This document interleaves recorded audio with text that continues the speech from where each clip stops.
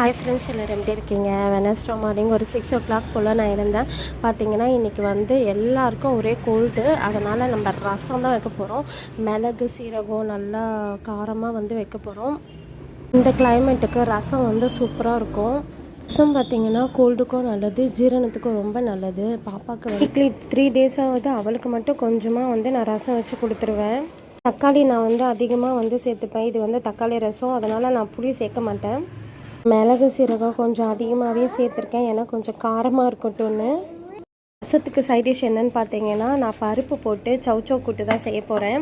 அதனால் ஒரே ஒரு சவுச்சவ் காய் மட்டும் பெரிய சைஸாக எடுத்துகிட்டு வந்து கட் பண்ணிகிட்டு இருந்தேன்.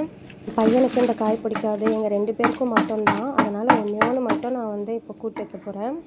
ரசம் பார்த்திங்கன்னா இப்போ தாளிச்சிட்டா நம்மளுக்கு வந்து ரெடி ஆயிரும்.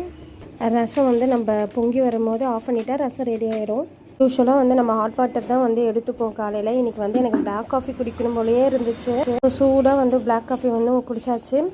பையனுக்கு வந்து லஞ்சு நம்ம பேக் பண்ணிடலாம். நல்லா ரசம் ஊற்றி நல்லா சாப்பாடை நல்லா மிக்ஸ் பண்ணி லஞ்ச் பேக் பண்ணியாச்சு. ஸ்நாக்ஸ்க்கு பார்த்தீங்கன்னா நான் பனானா வச்சேன், அதை வீடியோ எடுக்க மறந்துட்டேன்.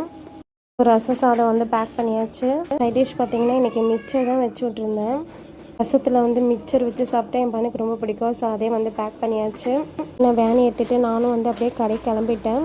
ஓகே ஃப்ரெண்ட்ஸ், நெக்ஸ்ட் ஒரு சூப்பரான வீடியோவில் பார்க்கலாம். பாய்.